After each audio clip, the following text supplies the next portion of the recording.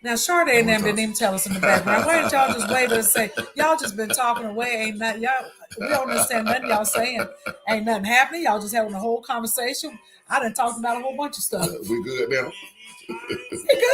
How about we go back? So, babe, I was listening to the music that you got playing there, and I've been enjoying this. Who is that playing again? The Temptations. The Temptations. So, babe, it reminded me because, I was asked to go and sing at this big corporate event. Now you're acting. Yeah, I'm acting. And so, what is this corporate event? And so, it's this week. And so, I decided that I'm going to do some Christmas. They didn't say Happy Christmas song. They said, well, they did ask for Christmas. So, I'm going to do some Donny Hathaway this Christmas. And then my other song, I think I'm going to do, since you brought it up. They didn't hear you say it, but I heard you say talking about Nat King Cole. Yep. And so, but it wasn't Nat King Cole that saying "Don't get around much anymore." It was his daughter, Natalie.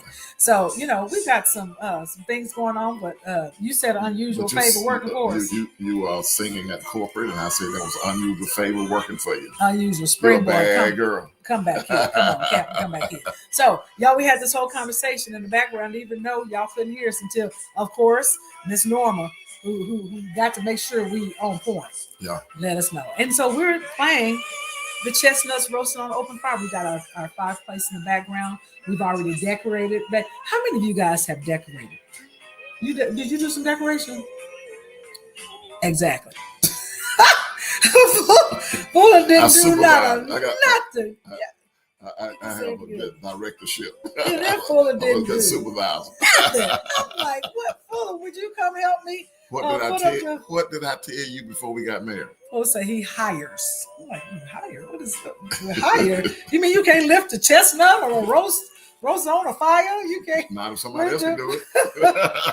So look, you guys, it's too funny. Come on, let's get our guests. Come on. We gotta get our guests. So yeah, so Norma says she decorated. Wanda Hines says she done decorated. Emily's done decorated. Everybody done decorated. So don't wait. We still can do a little bit of decorating, but not too much. We have 4 trees up. We're gonna leave 2 up the whole year. I'm leaving them all 4. All 4? Okay, that's good with me. Yeah, I love the Christmas tree all year round. Yeah. Maybe I'll take down 2, but we are so glad you guys have joined us today. It is GodFidence on December the 9th. And we were saying at the beginning of the show, baby, that's a commercial. Okay. We're saying that we can't believe it's already almost at the end of December. And but we've got a special guest today who's rejoining us from has it been a year? Just about, yeah. One of my favorite 2 favorite young people that are doing it right. Probably don't have everything right, but making it right. And it was interesting interviewing them and talking to them. And EJ become a hero of mine. And we'll talk about that later on. Let them tell the story. What's the lady? What's the latest name? Clark Kent and Jane. Is it Jane? Who's the woman that's Clark Kent's sophisticated lady that's on the Superman show? Lois Lane. They like Superman and Lois Lane. So we get to introduce our guest who we haven't talked to in a year on GodFidence. Y'all believe we've been doing GodFidence for almost 3? Yeah. So we're coming back with our special guest, but they got a great testimony to share tonight. And so we're going to pop them in real quick. Whoa! What's up? How you guys doing? We're good. How are y'all? Doing pretty We're good. We're doing good. Happy holidays. I heard y'all talking about decorations. We ain't got nothing going on in here. Not a we got a reef on the front door. That's it. Y'all better go out and buy a tree already decorated from a Home Depot and push it on in the place. Would you like to come get one of ours? So we have decorations, but it's supposed to be a partnership. Oh my Lord. So I get everything at the attic. I set up the tree. My wife decorate. She take it down. I put it back up. So last year, I did everything minus decorate. So when it came time to break it down, I had to do everything by myself. I said, you know what? Next year we ain't doing that. Oh, look, EJ, I feel you because I mean, getting them out of the attic. I got to go to the attic, EJ, to get the decorations. And the attic now we moved since the last time we saw you guys. So the attic is congratulations. Great up. Thank you. And so y'all gotta come over and see our place. Yeah, I do. Yes. We I was changed a lot. myself, so I appreciate that. Yeah, we've changed a lot. So we want to get into catching up with you. So what has been going on since the last time we talked? We kind of know in the sort of a roundabout way some things have happened and changed, but you look beautiful. Y'all look good. Y'all look like a brand new newlywed couple. And so what's been going on? Keep the fire burning. Keep the fire burning. Right. Y'all put some hearts out there for EJ and Shardae. What's been going on? So I think since the last time we talked, I think we were both working at the church. I think last time we had CST, but we both EJ know how to do it. Yeah, we both took different career paths. So I went to the government, and my wife is kind of doing her own thing with content creation and marketing. So we both have new careers, and we are in really good positions, and we're happy. Yeah. So we're just thankful that God has brought us to where we are. We are coming up on year 4 in marriage. Our anniversary is December 12th. This Thursday. So this December Thursday. 12th. Right. All Okay. right. Okay, pause. Hold on. What y'all doing for your anniversary? Is it a surprise? No. So every year we go to Chops restaurant. Oh, one of my favorites. favorite. Yeah. So we said our tradition is like when we get 70, 80, 90 years old, we want to be able to go to Chops every year. Yeah. And we try to sit in the same booth. We've been sat in the same booth many times. Yeah. Oh, that's good. Yeah. So we said, all right, well, a few years, like 5 year, 10 year, whatever, we'll go on trips or whatever. But for right now, just every year, just the same old, same old. Yeah. I was going to say, since the last time we saw you, we've taken many, many trips. So I feel like we don't really trip for our anniversary, but we trip a lot throughout the year. Yeah. So yeah, we trip a lot too. He's a trip. It's a enjoyment every day living with me. You don't know what you're gonna ever get. Right. So yes, I got a trip every day. What's some of the places y'all been? We've been to south of France.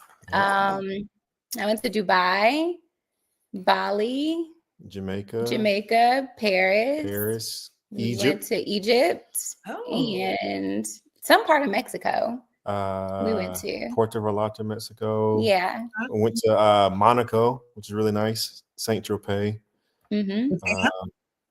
So a lot of traveling. Yeah. What's your 2 favorites? Ooh, that's hard. I would say the south of France is probably one of my favorite places.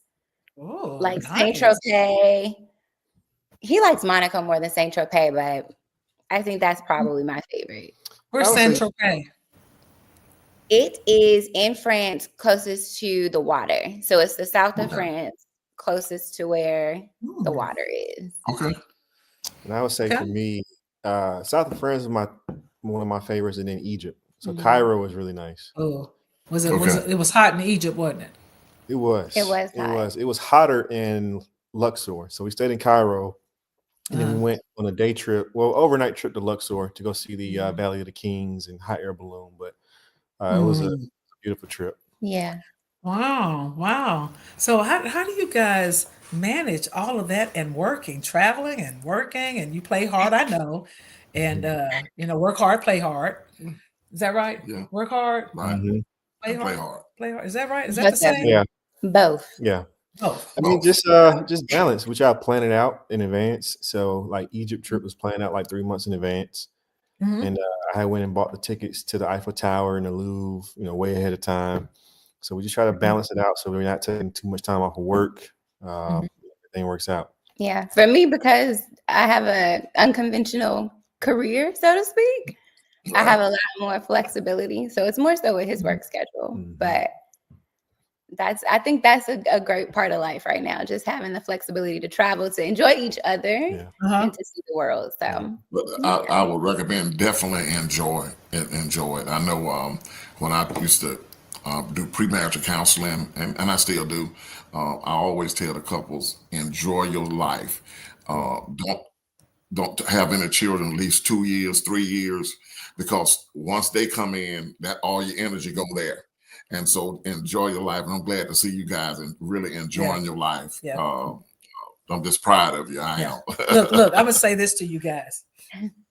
I love watching our couples that come on, One of the things that people used to say about me and Fuller is that I looked at him a certain way. So I'd have like these goo eyes for him. And they were like, oh, look at Darlene, how she looks at Fuller. So when I see you guys, you always are both, not one, are smiling. Fuller told me that he could always tell when there was something going on in a relationship because he could look at the woman's eyes. And when I see you guys, look, Kimmy, don't be looking at her because she's smiling. And so, but when we look at you guys, y'all look so happy. So when you travel, do you guys do it in the double day travel or do like a group travel? Is it just the two of you guys? And I'm going to tell you why I ask you that. I would say both. It's a mixture. It's a mixture. I think we do at least 2 trips by ourselves every year. Even if there's somewhere like locally. So we did Colorado for his birthday earlier this year, and it was just the 2 of us. And then we did Egypt, and that was kind of like a family trip. So his dad went, his stepmom went, his sister went, and it was more of a group trip. So I feel like we do both, but I think the ones by ourselves, we're able to kind of like recharge. A lot of times when we're traveling just by ourselves, we don't have an itinerary. I just realized. But when we're with a group, we kind of make sure that there's always something to do so no one feels, whatever. And then we actually have a couples trip coming up next summer to Greece. So we're going with, I saw that. with 12 other couples to Greece in June. That's great. Yes. In case you guys are not familiar with ministry-wise, Shardae is over the Radical Women's Ministry, right? And so we had recently a PJs and what was it called? And popcorn, PJs and popcorn. Yeah. And so she's so creative. So when she talks about her career being in creativity and content, you will see Shardae a million times on Facebook. She's definitely an influencer. She's definitely an influencer. She's going to be doing lots of in a positive way. In a positive way. She looks cute. She looks presentable and all of that. And it put together well. So we appreciate in your bracket, your age bracket and business wise, that it always looks well put together. So thank you from woman to woman that always represents well. And so that makes your husband feel good too. Because one of the things that Fuller always has said to me is, darling, you represent a brand and the brand is the Fuller brand. And I take that to heart. And so I'm so glad that together you guys are always, you look so sharp together. So, but I want to get into what's happened since the last time. We were going there. Yeah. What's happened since the last time? Because some people have seen the story. You were very transparent on social media.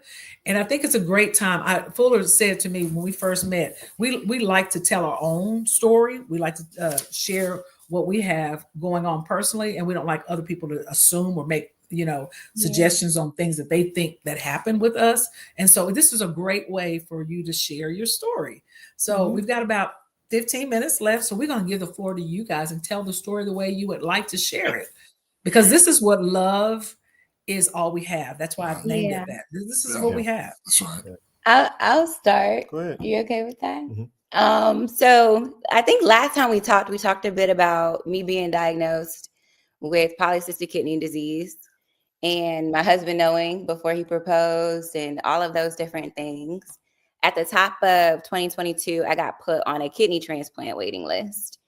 And we did not think that I would, decline? I guess is the right word. As quickly as I did. The doctors had initially given me until maybe like my mid 40s before I would have to worry about like going on dialysis or anything of that nature. But this time last year, October of last year, actually, because we're in December now. October of last year, they said, based on my trajectory, that within a year I would be on dialysis. And so as a unit, we went into overdrive trying to find a donor for me, having family members tested, friends tested, different things, just because I was just believing by faith that I would not end up on dialysis in my 30s. It complicates a lot of other parts of your life. It keeps you from being able to travel. It at my age, it could potentially kick you into chemical menopause, which would mean that I would never be able to have my own children, potentially, just all of these different things. And so we just started really like believing God and praying. If I'm being completely transparent, after they told me that this time last year, I kind of began to lose my faith a little bit. I honestly felt abandoned by God in a way. And it really took like my husband praying and just other people around me standing in the gap in faith for me to get back to a good space at the top of this year. All that to say, we ended up having my husband tested and his labs came back. And initially they were saying like, your levels are this, they need to be this. If we don't get him here, then this wouldn't be possible. I'll let you kind of tell that part. There were things that were happening in the background, even up until the week before surgery that I wasn't even aware of. And so it literally is all to the glory of God, really. But yeah, so it was on the transplant list, really just living my life as though God was going to make a way. And yeah, I'll let you pick up from there. Yeah, so I did do the testing and I found out that I was a match. And so I told my wife, I was like, hey, I'll be lying to you if I say I'm excited about this. I said, so why don't you see who else is a match first? Like check with your brothers or your cousins. I said, I'll be the last option. And sure enough, nobody else matched except for me. And so what happened was I matched, and then basically we started the process of planning for transplant. And so we had our transplant was September 12th. And I was like, okay, well, before we do this, we're going to be on bed rest for a while or non-travel list for a while. So let's go to Egypt. I thought he was crazy. I did not think we were going anywhere. I was like, we can't go out of the country. I said, how is that even going to work? This man literally called the doctors and was like, I'm calling to see if her labs are good enough for her to go on a trip before, we have surgery. And they cleared me, which I, to this day, still don't understand because that normally also does not happen. Yeah. Right. So we did like a last hurrah trip to Paris and Egypt. And then when we got back, we just prepared for surgery. Mm-hmm. And so basically, September 12th, we ended up having the transplant surgery, and I donated my kidney to my wife. And they were saying that it was such a miracle because one, you don't find couples to match. You don't find a donor in the same household. And then two, my kidney took to her body immediately. Yeah. So when they actually took it out of my body and put it in hers, she began to urinate immediately. And they said, sorry if that's TMI. And that doesn't really happen. This kind of show. This is kind of show. Yeah. So that doesn't really happen that often. And two, you also worry about the kidney rejecting at some point. Mm-hmm. So my wife now has to take like 9 pills twice a day. One of them is anti-rejection medication. So we both have recovered.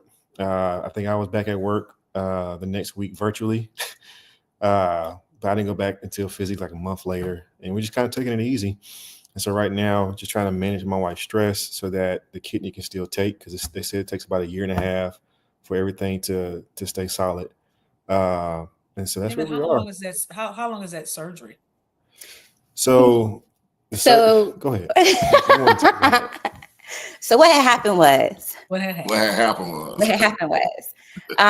So Emmett surgery was supposed to be laparoscopic, meaning that they were going to make like small incisions and then go in and like pull it out of, I guess, a little incision. That did not happen.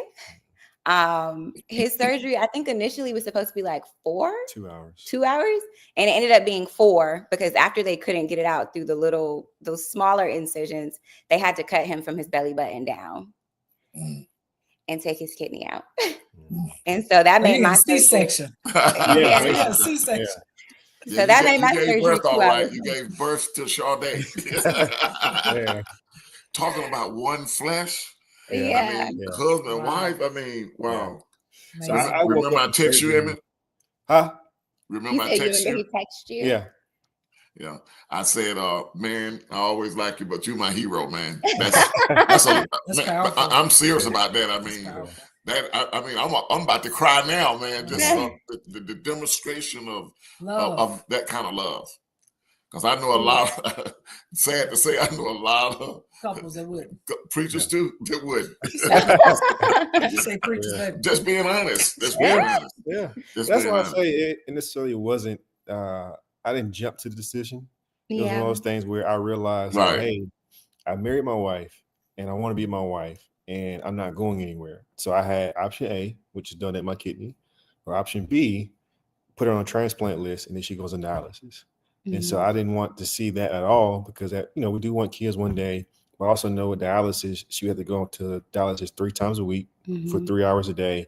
And then I'll become a caretaker. And there's no way I can do my job as demanding as it is and be a caretaker. And so I was like, you know what?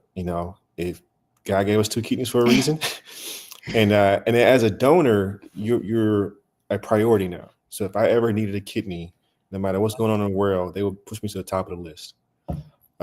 Good. So that gave me like a reassuring confidence about that. But I woke up from surgery and I was like, I noticed I got 4 scars. What's going on? And it was like they tried to go in 3 times. And so they ended up cutting. So basically got 4 scars. So if I didn't have that last scar, I'll be okay. But right now, both of our muscles are coming back together, and the senses is coming back together. So we're still a little pain when you like cough and sneeze and things like that. But other than that, I think we're both recovering well, hydrating, drinking a lot of water. Yeah. I will say, oh, sorry, go ahead. No, go ahead, Charlie. I was going to say, I will say I appreciate my husband, because I know that not everybody would do what he did.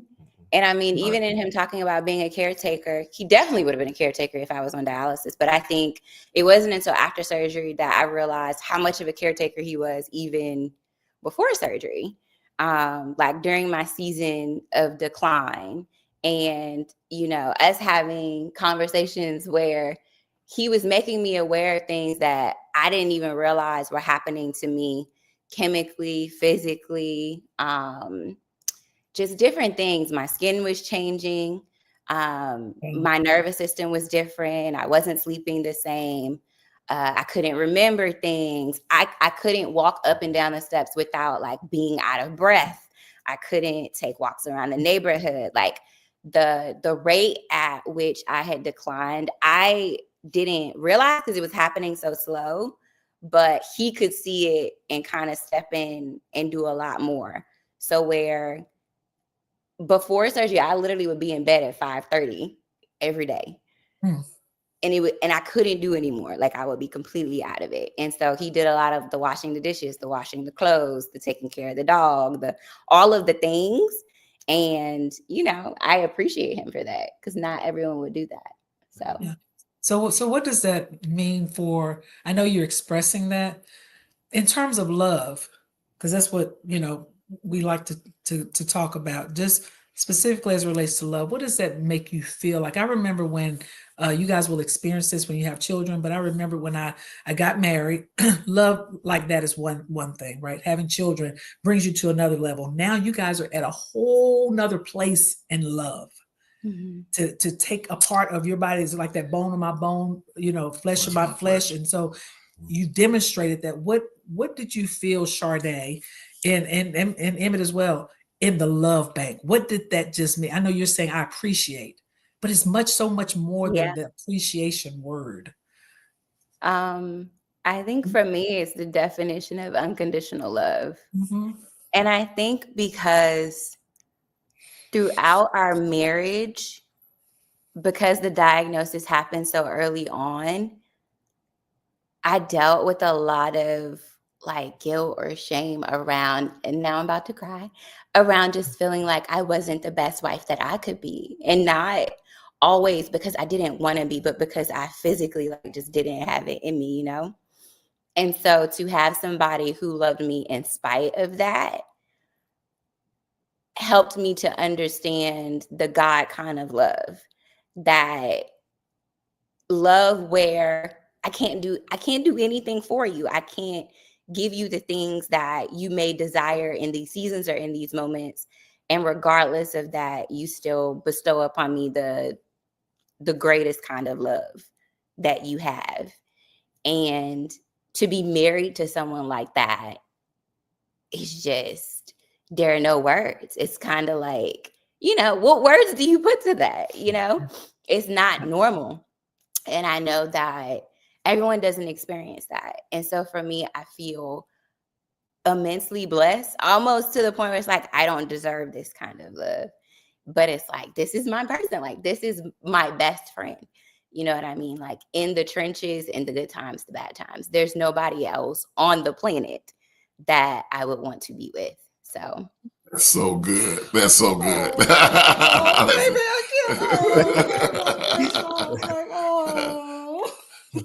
All right now. But what an act of love, Emmett. And I mean, seriously, I commend you. That is agape. That is the God kind of love. And and the minister manual they have, to death do us part. Which is through rich and poor and health, and you lived up to that.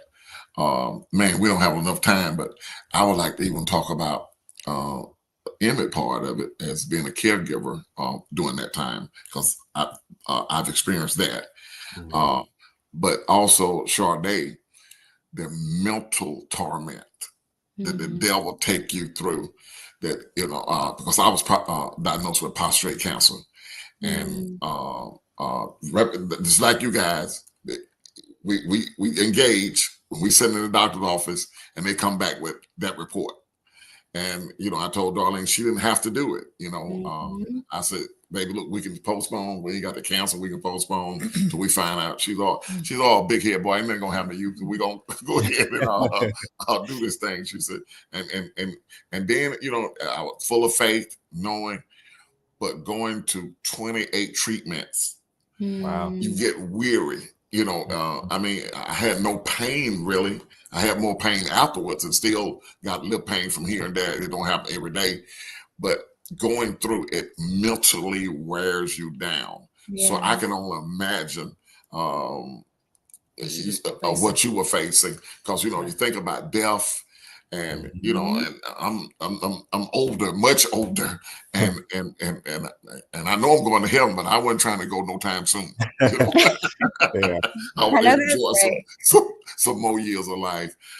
Can y'all come back and Yeah, because I really have to. I want to talk about the mental anguish, and I remember, EJ, when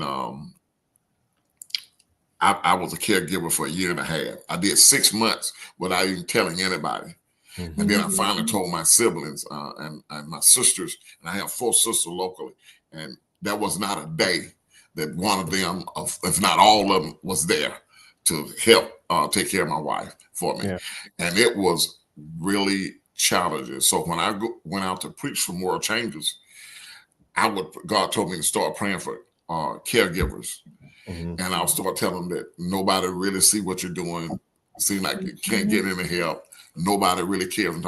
And I heard, even in the New York church, or our church in New York, and different places I've gone, people were really wailing, not just crying, but that hurt and pain and release from down to the ankles up. I mean, it was just.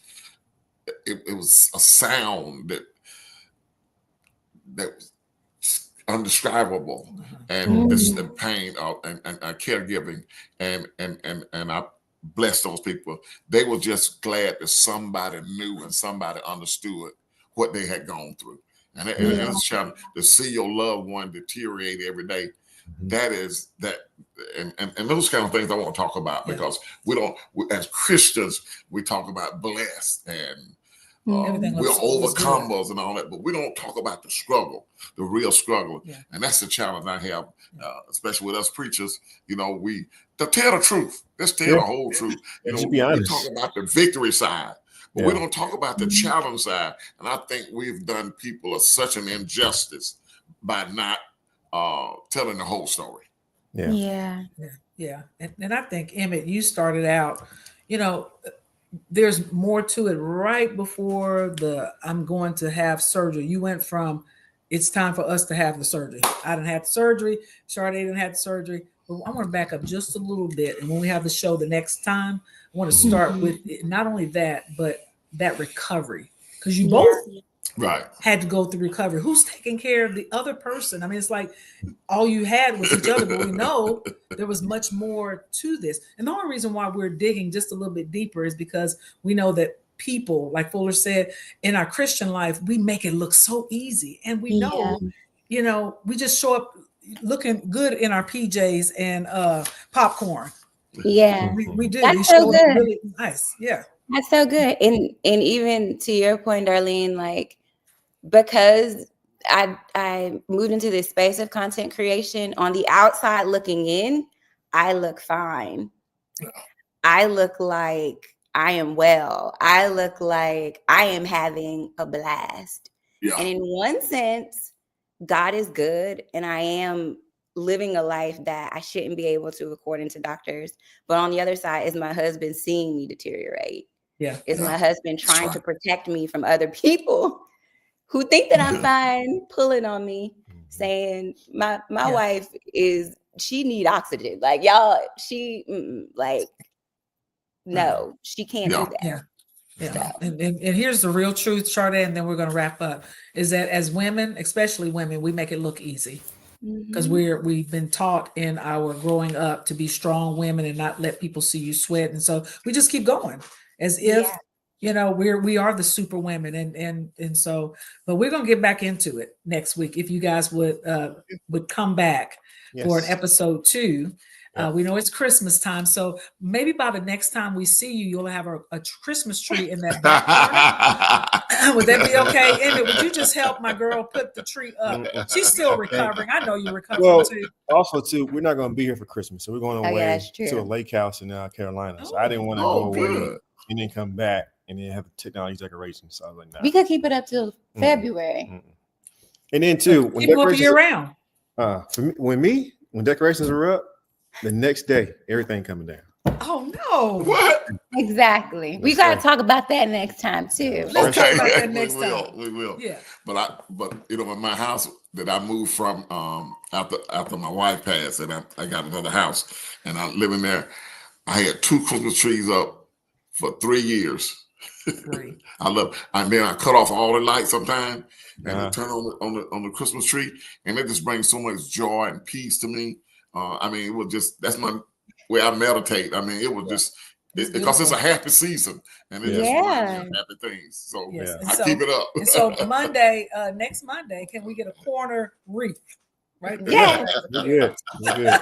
So look, you guys, thank you guys. This was a great start, but we really know that we haven't tapped into just our catch-up moment. And so if you guys got questions, just relationship questions you want to post in the chat. And by the way, would you guys give Shardae and Emmett some hand claps and big some hearts and all of that? And then, of course, what song you playing, baby? Because we got to, okay, y'all ready? Okay. We got to dance it out. I don't know what we're playing, y'all. I was playing the same thing. Okay, come on. Excuse us. Look, oh. We will see you guys next time on GodFidence. What an amazing time. You're welcome. Thanks for having us. You're welcome. We love you guys.